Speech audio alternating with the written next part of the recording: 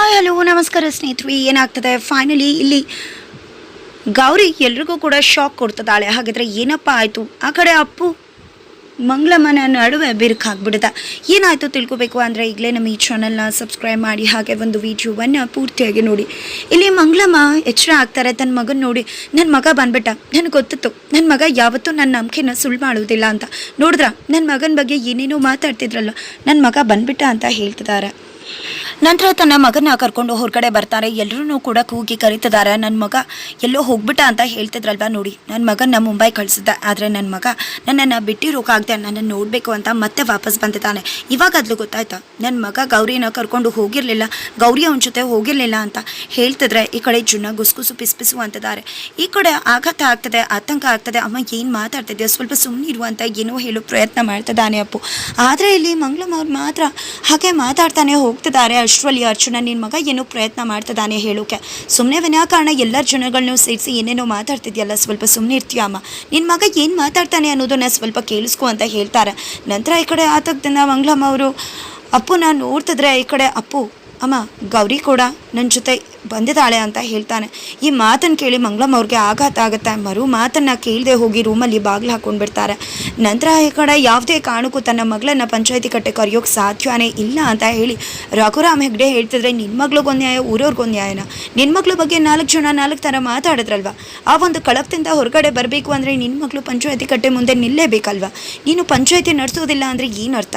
ಆ ಸೀತೆ ವನವಾಸಕ್ಕೆ ಹೋದಾಗಲೇ ಅಯೋಧ್ಯೆ ಒಳಗಡೆ ಸೇರೋಕ್ಕೂ ಮುನ್ನೆ ಅಗ್ನಿ ಪರೀಕ್ಷೆಗೆ ನಡೆಸಿ ಎದುರಿಸ್ಬೇಕಾಯ್ತು. ಅಂಥದ್ರಲ್ಲಿ ನಿನ್ನ ಮಗಳು ಕೂಡ ಕೆಟ್ಟ ಹೆಸರು ತೊಗೊಂಡಿದ್ದಾಳೆ, ಓಡೋಗಿದ್ದಾಳೆ ಅನ್ನೋ ಹೆಸರಿದೆ. ಅಂದಮೇಲೆ ಜನಗಳು ಕುಹಕವಾಗಿ ನಂತರ ಮಾತಾಡ್ತಾರಲ್ವ ಅಂತ ಎಲ್ಲ ಹೇಳ್ತಿದ್ದಾರೆ.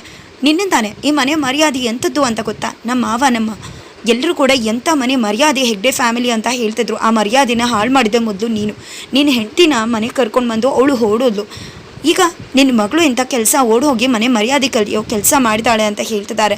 ನಮ್ಮ ಮಗಳ ಬಗ್ಗೆ ಮಾತಾಡೋಕೆ ನೀನು ಯಾರು? ನಮ್ಮನೆ ಹೆಣ್ಮಗಳ ಬಗ್ಗೆ ಮಾತಾಡೋ ಯೋಗ್ಯತೆ ನಿನಗಿಲ್ಲ. ನಿನಗೇನಿದೆ ಯೋಗ್ಯತೆ ಅಂತ ಮಾತಾಡ್ತಿದ್ಯಾ ಅಂತ ಅಜ್ಜಿ ಗೌರಿ ಪರ ಬ್ಯಾಟಿಂಗ್ ಮಾಡ್ತಿದ್ದಾರೆ. ಇಲ್ಲಿ ಯಾವುದೇ ಕಾರಣಕ್ಕೂ ಕೂಡ ಪಂಚಾಯತಿ ಸೇರಿಸೋ ಮಾತೇ ಇಲ್ಲ ಅಂತ ಹೇಳ್ತಿದ್ದಾರೆ ಇಲ್ಲಿ ರಘುರಾಮ್ ಹೆಗ್ಡೆ ಅವರು. ನನ್ನ ಮಗಳು ಏನು ಅಂತ ಗೊತ್ತದ? ನಿಮ್ಮ ಹತ್ರ ನನ್ನ ಮಗಳನ್ನ ಸಾಬೀತು ಮಾಡ್ಕೊಳ್ಳೋ ಅವಶ್ಯಕತೆ ನನಗಿಲ್ಲ. ನನ್ನ ಮಗಳು ಬರಲಿ ಅಂತದಾಗೆ ಅಯ್ಯೋ ತುಂಬ ಚೆನ್ನಾಗಿದೆ ಪಾಪ, ಮಗಳಿಗೋಸ್ಕರ ಹುಚ್ಚುನ್ ಥರ ಅಪ್ಪನಾಗಿ ಅಲಿತಾ ಇದೆಯಾ, ಮಗಳ ಮೇಲೆ ಪ್ರಾಣ ಇಟ್ಕೊಂಡಿದ್ಯಾ. ಆದರೆ ನಿನ್ನ ಮಗಳು ಊರಿಗೆ ಬಂದಿದ್ರು, ನಿನ್ನ ಮನೆಗೆ ಬರಲಿಲ್ವಲ್ಲ, ಇಷ್ಟೊತ್ತಿಗೆ ನಿನ್ನ ಮನೆಗೆ ಬರಬೇಕಿತ್ತಲ್ವ? ಅದರ ಅರ್ಥ ಏನು? ನಿನ್ನ ಮಗಳು ಯಾಕೆ ಮನೆಗೆ ಬಂದಿಲ್ಲ ಅಂತ ಕೇಳ್ತಿದ್ರೆ ಏನು ಮಾತಾಡ್ತಿದ್ಯಾ ನೀನು? ನನ್ನ ಮಗಳು ಊರಿಗೆ ಬಂದಿದ್ದಾಳ ಅಂತದಾಗೆ ಈ ಕಡೆ ಹೌದು, ನಿನ್ನ ಮಗಳು ಊರಿಗೆ ಬಂದಿದ್ದಾಳೆ, ಎಲ್ರಿಗೂ ಕೂಡ ಗೊತ್ತು.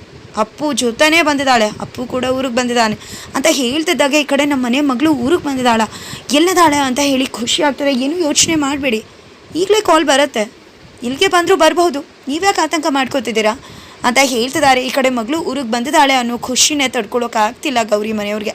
ಆ ಕಡೆ ಗೌರಿಗೆ ಶರಣ ಅಂತೂ ಏನು ಮಾಡ್ತೀಯಾ, ಈಗ ನಿಮ್ಮ ಅಪ್ಪನ ಕುರ್ಚಿ ಹೋಗುತ್ತೆ, ನೀನು ಮರ್ಯಾದೆ ಕಳೆದಿದ್ಯಾ, ಏನಾಗುತ್ತೆ ಅಂತ ಗೊತ್ತಾ ಅಂತ ಹೇಳ್ತಿದ್ರೆ, ಸೀತೆ ದೇವತೆಗೆ ವನವಾಸ ತಪ್ಪಿದ್ದಲ್ಲ ಅಂದಮೇಲೆ ನಾನು ತಪ್ಪು ಮಾಡಿಲ್ಲ ಅನ್ನೋ ಸಾಬೀತು ಮಾಡಿಸೋಕ್ಕಿಂತ ನಮ್ಮ ಅಪ್ಪನ ಮರ್ಯಾದೆ ಉಳಿಸೋದು ನನ್ನ ಧರ್ಮ. ನನ್ನ ಮನೆ ಮರ್ಯಾದೆ ಕಳೆದವಳಲ್ಲ ನಾನು, ಅದನ್ನು ನಾನು ಸಾಬೀತುಪಡಿಸಲೇಬೇಕು. ಅಂದಮೇಲೆ ನಾನು ಅಗ್ನಿ ಪ್ರವೇಶ ಮಾಡೋಕ್ಕೆ ಮುಂದಾಗ್ತೀನಿ, ಅಗ್ನಿ ಪರೀಕ್ಷೆಗೆ ಸಿದ್ಧವಾಗ್ತೀನಿ, ಪಂಚಾಯತಿ ಕಟ್ಟೆನ ಎದುರಿಸ್ತೀನಿ ಅಂತ ಹೇಳ್ತಿದ್ದಾರೆ.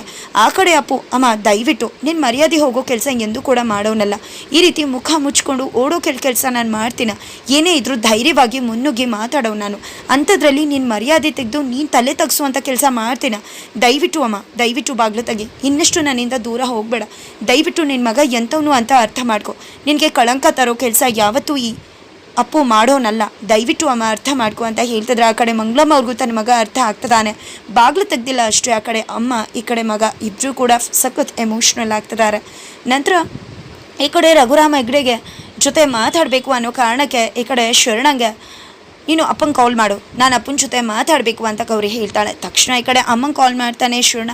ತಕ್ಷಣ ಈ ಕಡೆ ನೋಡು, ನಿನ್ನ ಮಗಳು ಕಾಲ್ ಮಾಡ್ತಿದ್ದಾಳೆ, ಮಾತಾಡು ಅಂತ ಹೇಳ್ತಾರೆ. ಸ್ಪೀಕರ್ ಆನ್ ಮಾಡ್ತಾರೆ ರಘುರಾಮ್ ಅವರು. ಅಪ್ಪ ಅಂತ ಹೇಳ್ತಿದ್ದಾಗೆ, ಮಕ್ಕಳೇ ಎಲ್ಲಿದ್ಯಮ್ಮ, ಇಷ್ಟು ದಿನ ನಿನ್ನಪ್ಪ ನಿನಗೋಸ್ಕರ ಎಷ್ಟೆಲ್ಲ ಹುಡುಕ್ತಾ ಗೊತ್ತಾ, ನನ್ನ ಪ್ರಾಣನೇ ಹೋದಾಗಿತ್ತು, ಎಲ್ಲಿದ್ಯಾ ಮಗಳೇ, ಇನ್ನೂ ಯಾಕೆ ಮನೆಗೆ ಬಂದಿಲ್ಲ ಅಂತ ಕೇಳ್ತಿದ್ರೆ, ಅಪ್ಪ ನಾನು ಪಂಚಾಯತಿ ಕಟ್ಟೆಯಲ್ಲಿದ್ದೀನಿ ಅಂತ ಹೇಳ್ತಾಳೆ. ಎಲ್ರಿಗೂ ಕೂಡ ಶಾಕ್ ಆಗುತ್ತೆ. ಯಾಕೆ ಮಗಳೇ, ನೀನು ಪಂಚಾಯತಿ ಎದುರಿಸೋದು ಬೇಕಾಗಿಲ್ಲ, ನನ್ನ ಮಗಳು ಏನು ಅಂತ ನನಗೆ ಗೊತ್ತದೆ ಅಂದಾಗ, ಅಪ್ಪ ನೀವು ಊರಿಗೊಂದು ನ್ಯಾಯ ನನಗೊಂದು ನ್ಯಾಯ ಮಾಡೋದಲ್ಲ, ನೀವು ಧರ್ಮಕ್ಕೆ ಅಧಿಕಾರಿಯಾಗಿರೋರು ಅಂಥದ್ಮೇಲೆ ಎಲ್ರಿಗೂ ಕೂಡ ಒಂದೇ ರೀತಿ ನೋಡಬೇಕು. ಮಗಳಿಗೊಂದು ನ್ಯಾಯ ಮಾಡಬೇಡಿ ಅಂತ ಅಲ್ಲಿ ನಿಂತ್ಕೊಳ್ಳೋರು ತಪ್ಪು ಮಾಡಿರೋರು. ಮಗಳ ನೀನು ತಪ್ಪು ಮಾಡಿಲ್ಲ ಅಂತ ನಂಗೆ ತುಂಬ ಚೆನ್ನಾಗಿ ಗೊತ್ತಿದೆ. ಅಂದಮೇಲೆ ನನ್ನ ಮಗಳು ಯಾಕೆ ಅಲ್ಲಿ ನಿಂತ್ಕೋಬೇಕು? ಇಲ್ಲ, ನನ್ನ ಮಗಳು ಅಲ್ಲಿ ನಿಂತ್ಕೊಳ್ಳೋದು ಬೇಕಾಗಿಲ್ಲ. ನಾನು ಪಂಚಾಯತಿ ಸೇರಿಸಲ್ಲ, ಬಾ ಮಗಳೇ, ನಾನು ನಿನ್ನನ್ನು ನಂಬ್ತೀನಿ ಅಂತ ಹೇಳ್ತಿದ್ರೆ, ಇಲ್ಲ ಅಪ್ಪ, ಆ ದೇವತೆ ಸೀತೆನೇ ಅಗ್ನಿ ಪ್ರವೇಶ ಮಾಡಿ ಎಲ್ರಿಗೂ ಕೂಡ ತಾನು ಏನು ಅನ್ನೋದನ್ನು ಸಾಬೀತುಪಡಿಸಿದ್ವು. ಅಂಥದ್ರಲ್ಲಿ ಒಂದು ಆರ್ಡಿನರಿ ಹುಡುಗಿ ನಾನು. ಅಂದಮೇಲೆ ನನ್ನ ಅಪ್ಪನ ಮರ್ಯಾದೆ ಹೋಗ್ತಿದ್ರೆ ಅದನ್ನು ನೋಡ್ಕೊಂಡಿಲ್ಲ. ಇಲ್ಲ, ಯಾವುದೇ ಕಾರಣಕ್ಕೂ ಅಂಥ ಕಳಂಕ ನನ್ನ ಅಪ್ಪನ ಮರ್ಯಾದೆಗೆ ಬರೋಕ್ಕೆ ನಾನು ಚ್ಯುತಿ ತರೋಕ್ಕೆ ಇಷ್ಟಪಡೋದಿಲ್ಲ. ನಾನು ಪಂಚಾಯತಿ ಕಟ್ಟೆನ ಎದುರಿಸೋಕೆ ಸಿದ್ಧವಾಗಿದ್ದೀನಿ. ಅಗ್ನಿ ಪರೀಕ್ಷೆನ ಎದುರಿಸ್ತೀನಪ್ಪ, ನಾನು ಅಗ್ನಿ ಪ್ರವೇಶ ಮಾಡ್ತೀನಿ ಅಂತ ಹೇಳಿದಾಳೆ. ತಕ್ಷಣ ಈ ಕಡೆ ಎಲ್ರಿಗೂ ಆಗತ್ತೆ. ಇಲ್ಲ, ನನ್ನ ಮೊಮ್ಮಗಳು ಪಂಚಾಯತಿ ಕಟ್ಟೆಗೆ ಹೋಗಬಾರ್ದು ಅಂತ ತಾತ ಹೇಳಿದ್ರೆ, ಇಲ್ಲ ನನ್ನ ತಂಗಿ ಯಾಕೆ ಮೊದಲು ಅವಳನ್ನ ಕರ್ಕೊಂಡು ಬರ್ತೀನಿ ಅಂತ, ಬೇಡ ಮಾಣಿಕ್ಯ, ನನ್ನ ಮಗಳು ಪಂಚಾಯತಿ ಕಟ್ಟೆನ ಎದುರಿಸ್ತೀನಿ ಅಂತ ತಾಳೆ. ನನ್ನ ಮಗಳ ಮೇಲೆ ನನಗೆ ಪೂರ ನಂಬಿಕೆ ಇದೆ. ನನ್ನ ಮಗಳು ನನ್ನ ಮರ್ಯಾದೆ ಉಳಿಸ್ಬೇಕು ಅಂತ ಪಂಚಾಯತಿ ಕಟ್ಟೆನ ಎದುರಿಸ್ತಿರ್ಬೇಕಿದ್ರೆ ನಾನು ನನ್ನ ಮಗಳ ಜೊತೆ ನಿಲ್ಲೇಬೇಕು. ಈ ಒಂದು ಪರೀಕ್ಷೆ ಜಸ್ಟ್ ನನ್ನ ಮಗಳು ಗೌರಿಗೆ ಮಾತ್ರ ಅಲ್ಲ, ನನಗೂ ಕೂಡ.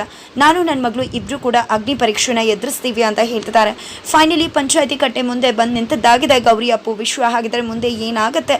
ಇದೇ ಅವರಿಬ್ಬರ ಮದುವೆಗೆ ಕಾರಣ ಆಗುತ್ತಾ, ಅಥವಾ ಇದರಲ್ಲಿ ಶ್ರವಣನ ಪಾತ್ರ ಇದೆ ಅಂತ ಸಾಬೀತಾಗತ್ತಾ? ಏನಾಗುತ್ತೆ ತಿಳ್ಕೊಬೇಕು ಅಂದರೆ ಈಗಲೇ ನಿಮ್ಮ ಚಾನಲ್ನ ಸಬ್ಸ್ಕ್ರೈಬ್ ಮಾಡಿ. ಮುಂದಿನ ವೀಡಿಯೋಗೋಸ್ಕರ ವೇಟ್ ಮಾಡೋದನ್ನು ಮರಿಬೇಡಿ.